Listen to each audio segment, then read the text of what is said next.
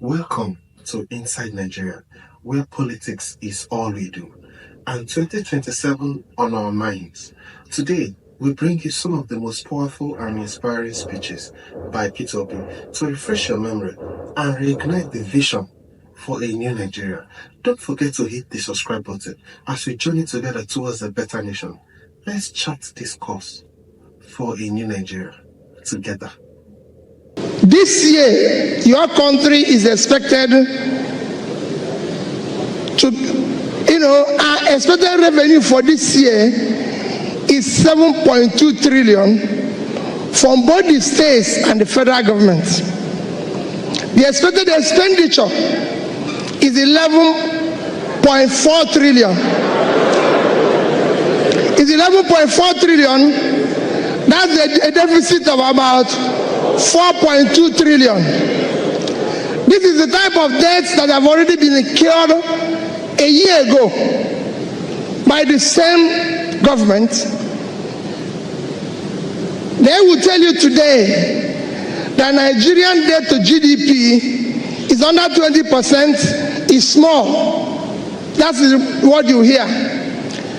This year, the federal government provided for debt servicing 38% of their budget, of the revenue, 38% to service the debt. Because the revenue they are getting is not enough, half of the year they use 51% to service the debt, and they are borrowing more. You will hear words like, we are going to spend our way out of recession. I'm sure you have heard it. There's nothing wrong in borrowing. Let me say it here. Just like we are talking about selling assets, there's nothing wrong in borrowing. But the question is, what are you borrowing for? In a recession, the only way to come out of recession is to do what? Spend for growth. And you can only spend for growth either from savings or from borrowing. And since we don't have savings, you've heard it, how our savings were squandered, whether it's crude, excess crude, anything, by the governors, everybody was right. The money is gone. But now, in order to spend, we need to borrow. And there's nothing wrong in borrowing, but the question is, what are you borrowing for? Are you borrowing for consumption? Are you borrowing for production?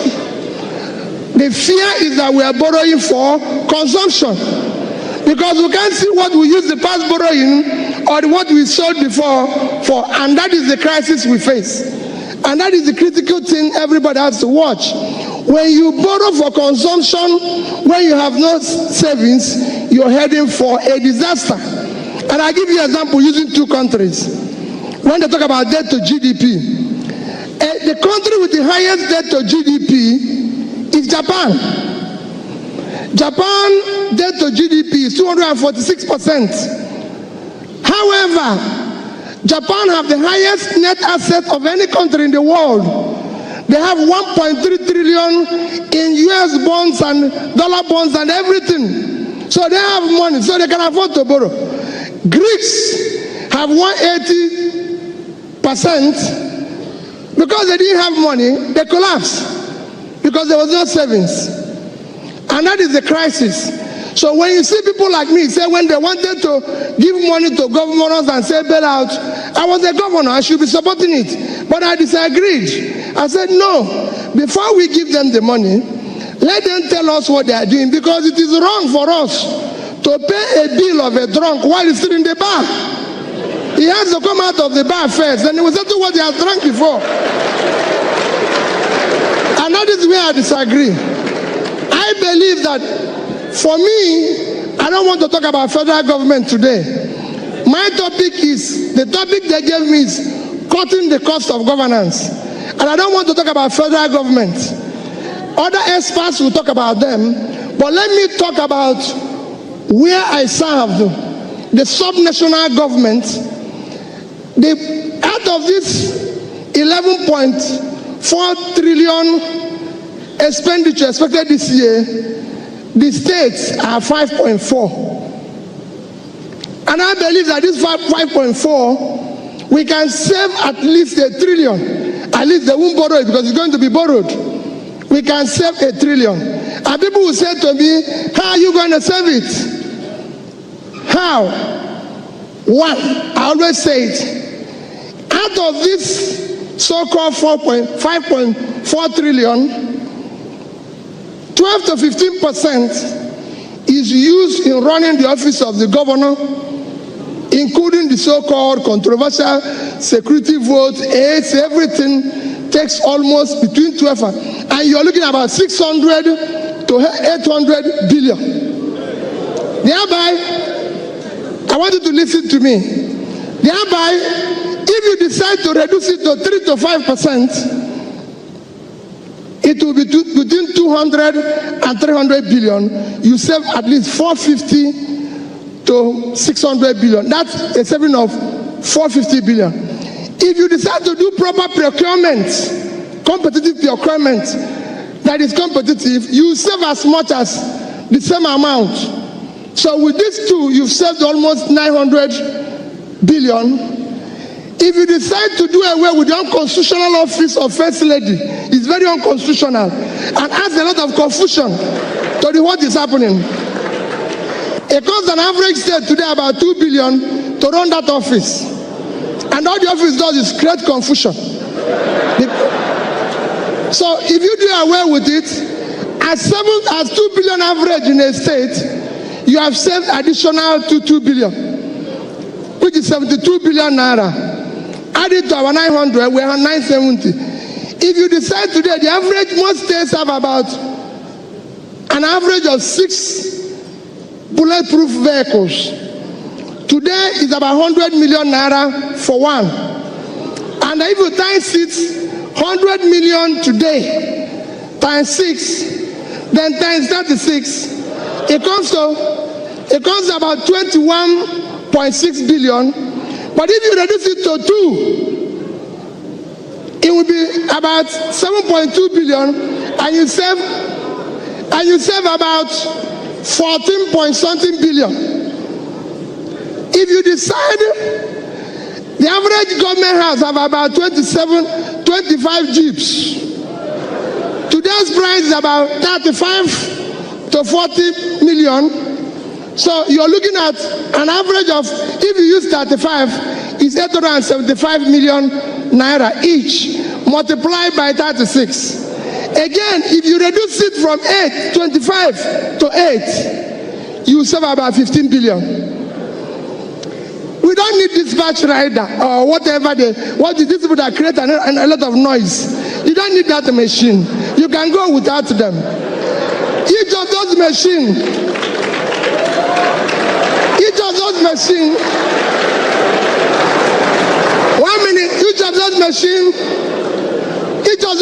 costs about 12 to 15 million naira. And I can tell you, most states have about 6, 7, 8 of them. If we do away with them, you will find out that it's at another savings of probably 3 billion naira. Traveling. 1 minute. Traveling. Every government house or governor can tell you the number of traveling budget, logistics, they call it lots of name, is almost 500 to 600 million. I believe you can do with, if you times again 600 times 36, I believe you can do all your travels for a third of that. You save 115. So if you look at what I've showed you now, you're going to save over 1 trillion. And I can tell you it is practical. People who say to me, Peter, how is this possible? How is it not possible? My dear, I was the governor. When I came to office, my first 4 trips to Abuja, I traveled with over 30 people. Over 30. Everybody have a title to be in the plane. Everybody have a title to do this. So, wait a minute. I'm the only person invited to Abuja. I pay for 30 people who have have no reason to be in Abuja. They constitute a problem to the traveling public. They follow me to Abuja. I'm the one who is going to go to meeting. Because they idle in a hotel, they eat more. So I have a lot of bills to pay. In the end, every trip was costing me over 10 million. One trip. And at times I do this 4 or 5 times in a month. So after about the third or fourth trip, I sat down and said, I want you to write name of everybody from me and tell me why and what is the purpose of this person going to be in Abuja.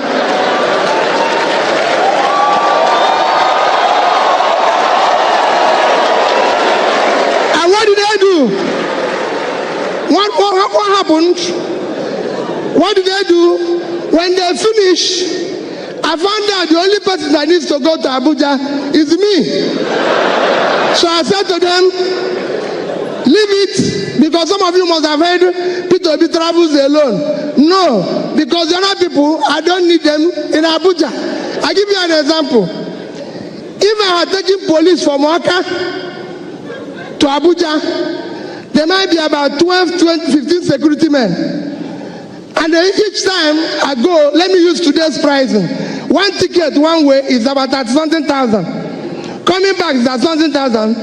I found out that I can talk to the IG then Onovo. I said, Onovo, when I'm in Abuja, give me 3 policemen. The other person, give me 2. When I'm going, I give them 5,000, which is not up to the ticket of one person going. I say, give 2 people. So nobody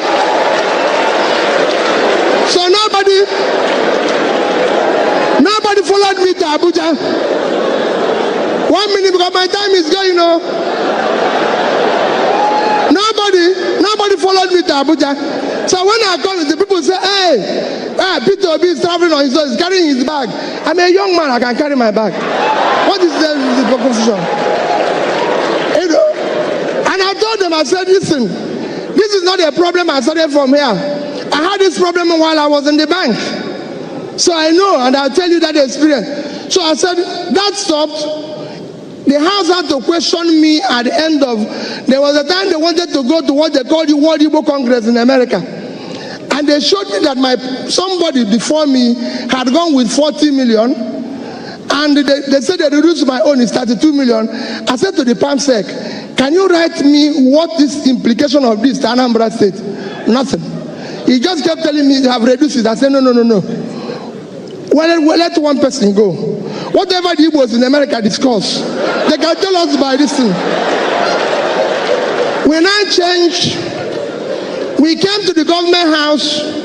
When I started being a governor, no permanent secretary in Anambra State had a car.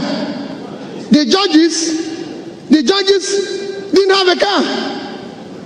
And meanwhile, there's in the budget provided there's a 150 million naira for the government to buy 2 bulletproof cars for the governor. I said, okay, fine, it's good. I took it, called one Mr. Eric, who was then the GM of PAN, with Onyemuchen Namani, and said, listen, I want you people to do me a favor. I want to buy, they used to sell Peugeot 406, 3.7 million.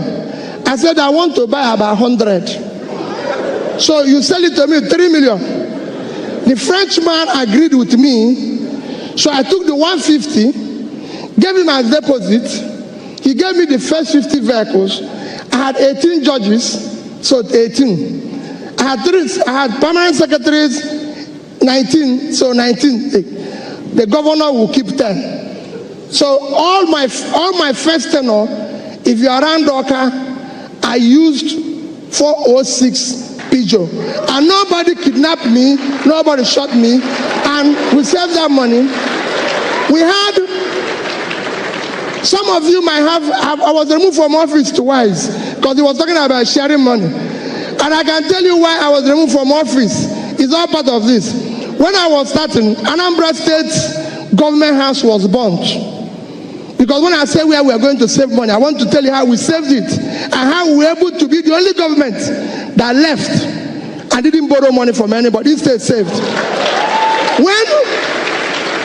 When Anambra State, in 2004, the Anambra Governor's House was burnt, the Governor's Lodge, as well as the government house. Coincidentally, in 2006, when I started, the budget to repair the government house was 298 million.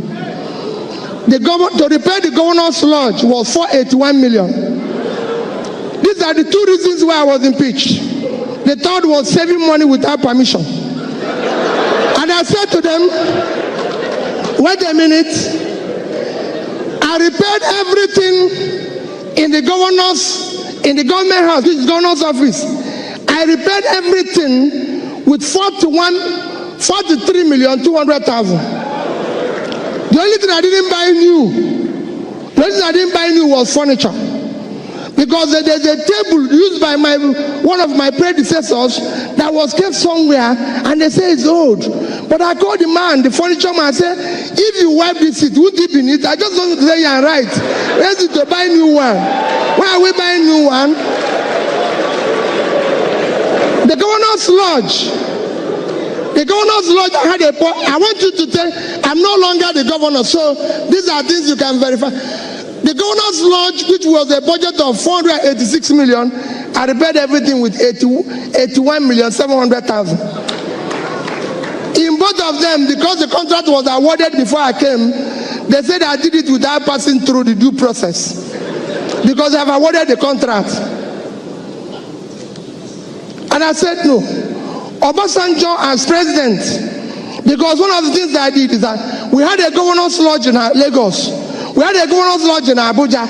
We had almost 60 workers in Abuja. And I asked them, why will Governor of Anambra State have a lodge in Lagos?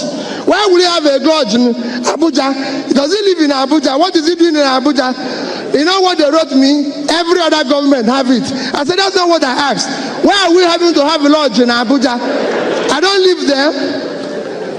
Each time I go to Abuja, the cook there, we will need to give him about 30,000 to cook.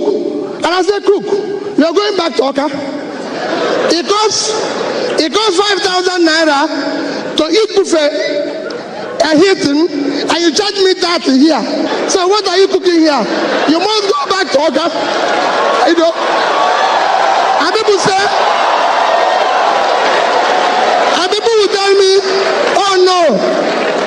People will say, hey, wait a minute. I said, cook, you must go. I shut down, as I lived at our governor's lodge here for 25 years, shut down our governor's lodge in Abuja. Everybody said to me, Peter, you can't do without governor's lodge. I didn't have one for 8 years because it was not necessary. I told everybody who was there, we had almost 15 drivers in Abuja. When I'm at the airport, everybody's there because creating confusion. I said, listen, we need 3 drivers in Abuja. The rest will either have to go and look for work or come to Oka. We don't live in Abuja and everything. And this, Obasanjo wanted to come to Anambra State. Every state you go today, they have what they call presidential lodge. And they said, we have started building one for almost $500 million. I stopped it. Obasanjo wanted to come to Anambra State. And they said, I went to them and said, listen, tell Mr. President, he can come in the morning and go in the evening. We don't need him to sleep. We don't need him to sleep. They said, no. They said, no, he must sleep. He must sleep. I said, okay, let's not worry about it. I went to him. The day I'm telling you what, I went to him. He came in October, end of October 2006. I went to him. I said to the chief of staff, I said, tell him please, he can come in the morning. He said, no, he must sleep. He's doing this. I said, okay, no problem. I called the people, say, since he cannot stay in a hotel and he must sleep, come and see where I live. This is where I live. If this place is okay for him, I will give you the key for 1 month. Then I will go. When he goes, they were very nice to me. I can tell they were very nice. They said to me, we need it for only 1 week. So I came back and told my dear wife, she's the only one who has property there. I said, bring out your thing. The president is going to sleep in this room. In this room. We are going to give them the key. I went across to a hotel called Pactonia. The man charges 30,000 per suite. For that 1 week, you know how much he charged me? 100,000. That is what I would have spent 500,000. So Obasanjo came on Thursday, stayed Thursday, Friday, Saturday, he left. They gave me back my key. And I saved 500 million, which I would have used to build a lodge. I would have been maintaining it by now. So Anambra State does not have a presidential lodge because the president doesn't live in Anambra State. He lives in Abuja. They said, they told me that I don't have, they wanted a car. They said to me, oh, you must have a treated car, a bulletproof car that the president and his people can use. I said, I don't have. Bring your motor here. All I will tell you is that I will not, if you want that, I will enter it. But I will not, I don't have anything. They argued and argued and argued. Luckily for me, I have a neighboring state that bought that type of car. I said, okay, I'll go to this state and ask them to bring their car here. When you people go, they carry their vehicle. I don't have, and I won't buy it. What am I trying to say? You can do all this. You can save all this money. There's so much waste in our system, and we all tolerate it. People tell you today, I had people, yes, I quoted with people who said they come and do courtesy call. That was what I was telling Prof. I was quarreling with people. Somebody said he wants to do courtesy call. He wrote me a letter. As he's going, my protocol people come say, hey, God, this bishop or this chief, welcome now. I said, what? He said, we'll give him something. I said, the man just wrote, say, he wants to see me. Did I ask him to come? Why are we going to give him money? Get out of this place. The man wants to see me. And he wants to see me, and that's it. So for us, what is more important for us? We have a government, we said, we have to plan to turn things around. What are we going to do? We adopted what we call the MDG goals and said we'll go on these goals and implement it. From all these monies we're going to save, whether it's this, if you talk about security vote, oh, this is the percentage, this is this. That's how we started to do statistics, to fight poverty. And what did we discuss when we did poverty mapping? That the poorest areas in Anambra State, their problem was access. And I can say to you, go to Anambra State today. We have the best road network of any state in this country.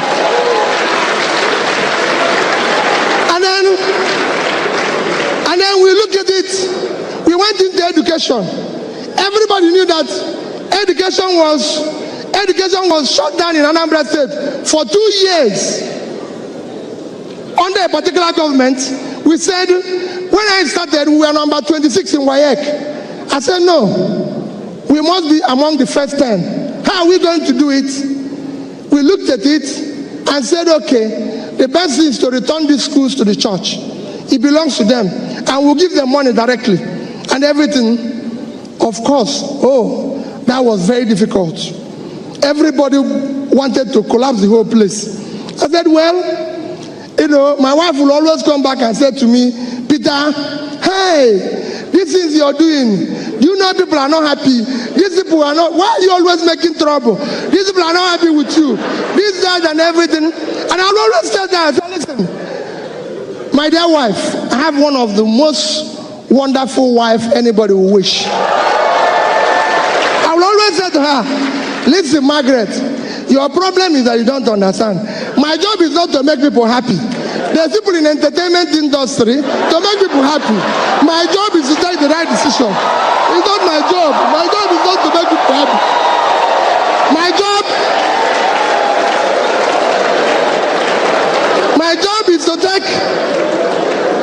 is to take the right decisions for the benefit of the people. I was telling you why I was impeached. They told you the reason why I was impeached is that I was saving money.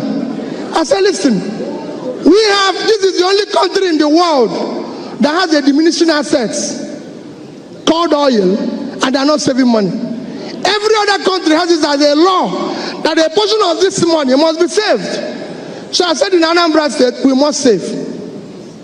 It is a critical thing, we must save. And I'll talk about it so when we went to education, I said, I don't want the money again to be given to the Ministry of Education. Money must go direct to government from our purse to the church. They went and reported to federal government because their money was involved. Of course, federal government set up a panel which came headed by Governor of Anambra State today. I said, come. I said, money should not be given to ministry because I saw that there are so many toll gates that will stop the money from being spent. Give it to the church.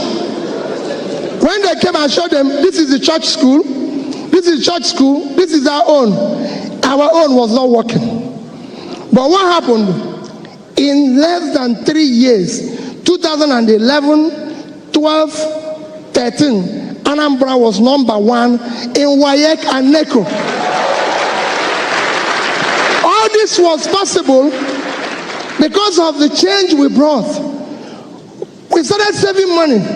Everybody will tell me, say, Peter, why are you keeping this money? Why are you doing this? Let me give you the instance. Today, Anambra remains the most financially stable state in this country. If you don't know, the day I left government, 17th of March, 2014, I had in Access Bank, a bank in Nigeria, $50 million, I repeat, $50 million and about 7 billion naira. It's a bank in Nigeria. I'm sure Access Bank people are here. You can go and verify. I have in Fidelity Bank, a bank in Nigeria, $55 million, $55 million and over 10 billion naira. I had in Diamond Bank, a bank in Nigeria, $50 million. What I had the day I left was $155.4 million. By yesterday, in terms of the yield, because we called it future generation money and was supposed to terminate at 2050. By yesterday, it was worth $185 million. If you multiply it today, that is about 500. Because when you hear that Peter Obi left 75 billion, if anybody doubts it, call me. I know where the money is. I kept it. And on that day, and I said, on that day that I left, as of December 2013, I did not owe any teacher, anybody at the local government level, gratuity. As at the day I left, anybody in the civil service was not being owed gratuity or pension or salary, and no contractor had a certificate that is pending. I was one that bought the highest number of vehicles as a governor from PAN. It's there, they gave me a certificate. From Kaduna, I started Innocence Factory. When Innocence came to Anambra State, I laid the foundation. I laid the foundation of Innocence Factory, and when it was completed, I brought President Jonathan to commission it, and then and there ordered from him 1,000 vehicles. That 1,000 vehicles, how did I do it? About 600 and something was vehicles for schools. Every single secondary school in Anambra State had a bus. Then all the security, all the communities, I bought one pickup for them. All of them, the traditional, I bought one. When I was buying, people say, hey, this is innocent. It just started. We know whether his car is good. Maybe the brake is not working. Maybe I said, don't worry. Let the number of people that will remain after the other ones die, leave. Let it kill the number of people. That's how that industry is working today. And nobody has been killed. Not one person. And that factory is functional. We went on, and if you see the cost implication, if we had bought foreign vehicles versus innocent, just like if you see the implication when people come to me and say, we are going to furnish, like when I was rebuilding the house, we are going to, they will say, hey, this furniture shop in Awolowo Road, this one, I say, listen, if we cannot find anybody to do governor's bed in Aka, then the governor will sleep on the floor. Forget it. There must be a furniture man here that will give me furniture in Aka that will sleep. That's how we brought one Mr. Daja. I used to know him as a small boy. His company has collapsed. I called him and said, listen, you still know how to do furniture? I said, yes. I said, go and do all the bed that is here. Whoever can sleep in it can go and sleep somewhere else, not there. Why am I saying all this? All these things people tell you, this country today can still function on our income and be able to save money. And that brings me to where all of you are guilty. Because yes, I would have agreed with the lady that talked about this, about you. Yes, there's the one way you, but you cannot do anything if you have the type of leadership this country has experienced in several years. We are lost a case of where lunatics took over the asylum. And we must do something about it. You know, we must do something about it. Our leaders have to do what? We need to question their commitment, and that is where you come in. This is the only country we vote people in. They don't have a car. They don't do anything. 6 months, they invite us for housewarming, to wash their car. Instead of calling police, because we know where the money came from, we are busy dancing. Everybody is guilty of it. I have been in a church where I know somebody stole money, and the bishop is saying that wherever he got it from, may he multiply. The man is a thief. The man is a thief. He's a thief, so we should arrest him. He cannot multiply because he's stealing our money. People cannot continue.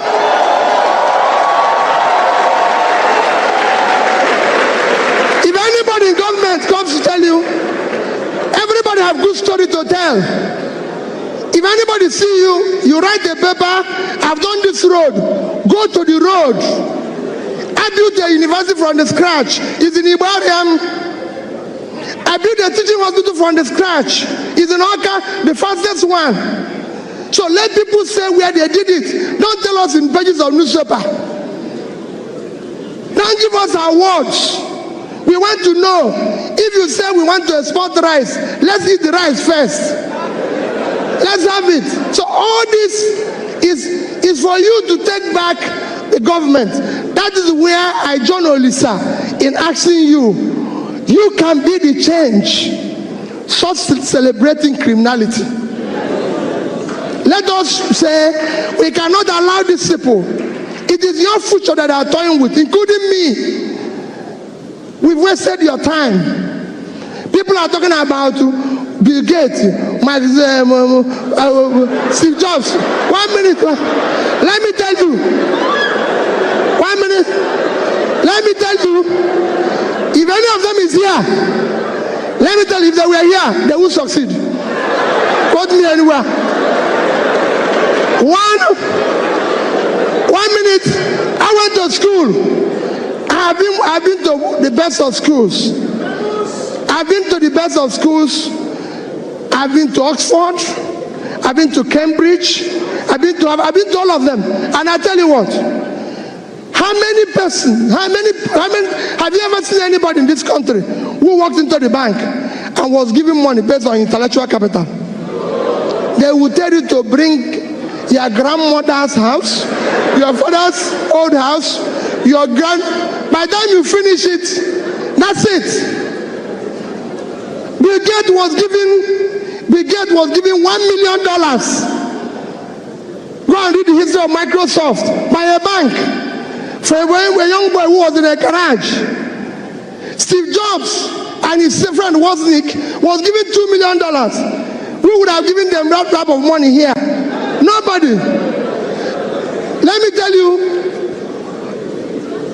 Steve Jobs went and brought John Scully. John Scully was the CEO of Pepsi. Steve Jobs sent him a text and continued to send him a text. Do you want to continue selling sugared water, or do you want to be part of changing the world?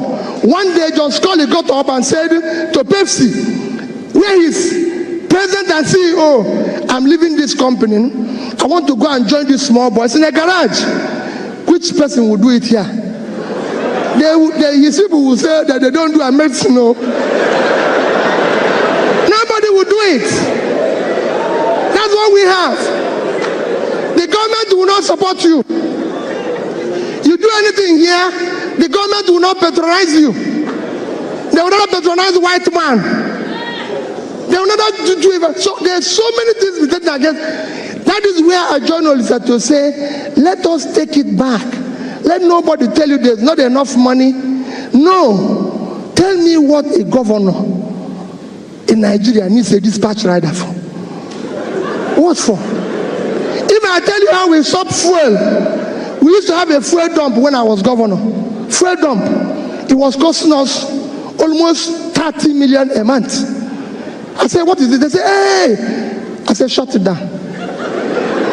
I found out that my convoy in the first 2 weeks, because it was about 22 vehicles, was costing us about 300,000 to buy fuel.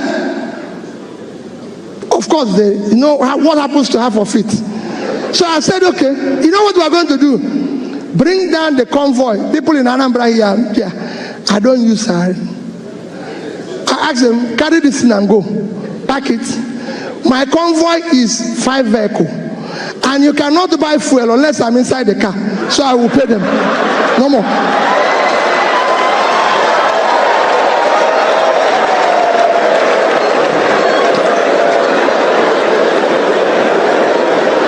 People will say, hey, wait a minute. I'm telling the youths that are here, it is your future that they are toying with. I have children, I have kids, I have 2 lovely children that are graduates. Somebody told me just yesterday, he said to me, my friend Chida, we were going somewhere, and I was telling him about the text my daughter sent to me. I wish I read that type of text to you and you will understand. And somebody said to me, oh, I saw your son going to, that one was in Vietnam, he was going to run somewhere. He said he's going for interview for job. Peter, can't you give him a job? Peter, can't you do this? The boy doesn't even have, I said, none of my children have car. I was the only person who is governor and bank chairman, not to them. Nobody elected them one. They have to look for a job. They have to do what they need to do. Take back your country. This country belongs to you. It is your future that they are toying with. You must take it back from them. It is not their country. And you must take it back from them. And how will you take it back from them? How will you take it back from them? When they invite you, go to your local government and ask the local government chairman who receives 100 million naira every month. What does he do with it? He will tell you no problem, yet he's buying new Jeep. This is somebody who has never seen car in his life. He now uses Jeep. His wife has become first lady of the local government. You go everywhere, a convoy will pass you. They say it's first lady of the state. First what? This man, this woman is like they used to tell me then, hey, Peter, you're not treating your wife fairly. Peter, you're not doing this. That this is this. I said, no. There's so many costs. If I tell you little, if I have time and tell you cost of governance here, you won't be here. When I came back, when I started, we had about 10 governors' guest house. I said, what is governor going to do with this? I go to work in the morning. and go back in the evening. I'll come back. My cook then will cook about food that about 50 people will eat. I said, what is this for? They were killing one cow every day. I said, what is this for? He said, Your Excellency, I'm doing it in case if you come back with people. I said, have you ever seen me come back here with anybody?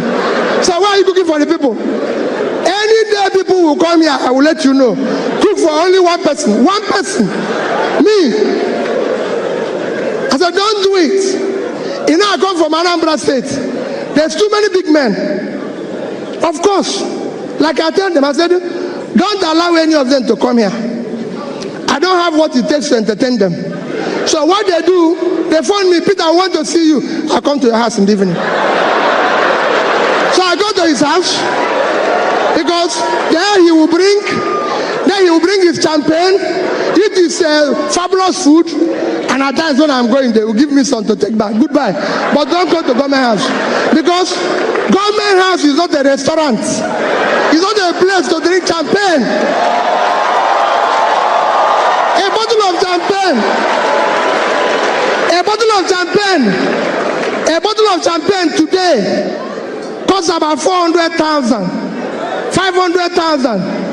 That is salary of 20 people at 20,000. And you drink it with the public money. No, you can't do that. It should be, if you want to do that, you go to your house. So I said to them, no, this is government money. We brought down the cost of feeding governor. If I tell you where I brought it down from, to this, I said, this will be enough. Don't worry about me. And I can go on and on. You can go and work with people. It's not anything, not any magic. Every flight I've taken in Nigeria as a governor was economy. Reason is simple. If I come, they say business class 54,000. Another one, you go to internet, is 19,000. Is it not just from Abuja to this for 40 minutes? Why will I pay additional 30? I said no. I went to Yongsha Guru and said, your hotel in Abuja, can you give me this guy? He gave me 50%. So to sleep there is 30,000 naira. And I said, no, these things, that is what people want me to go to another bigger hotel and stay for 250,000 naira. And people say, oh, Peter, is it? I said, well, I have a problem. If I sleep there and pay somebody 250, I will be awake. I wouldn't even sleep. Because I think they've stolen my money.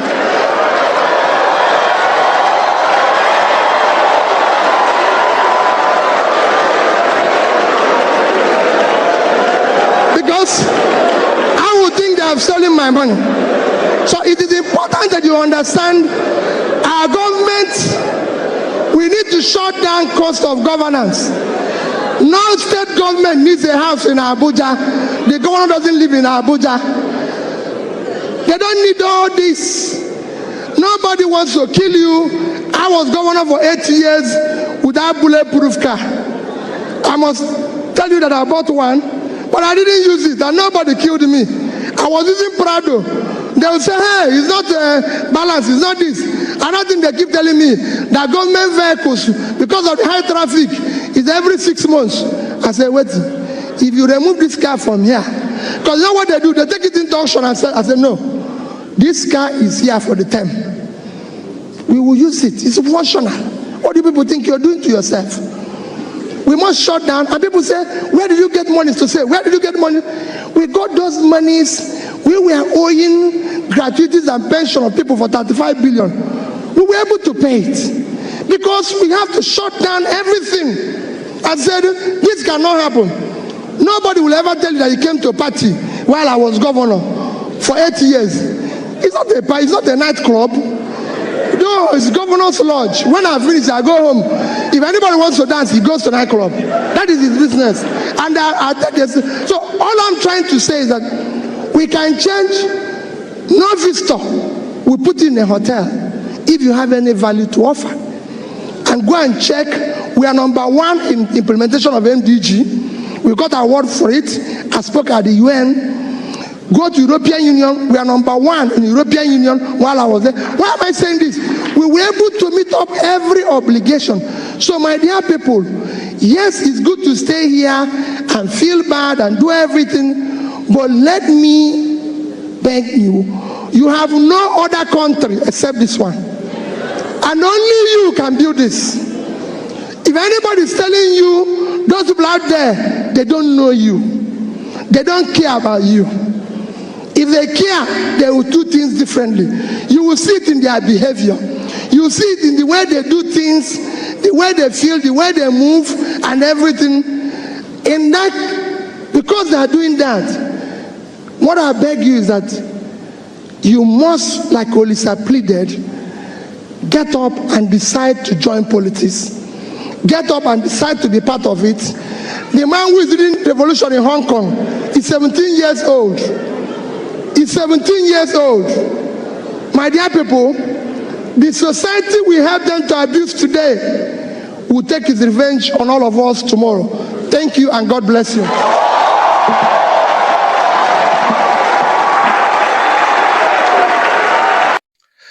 Peter Obi has spoken. No second-hand stories, no political spin. You can go and confirm. Just the raw truth from a man who has walked the talk. He governed Anambra State with focus, results, and accountability. Now it's time to open our eyes and remind ourselves what leadership should look like.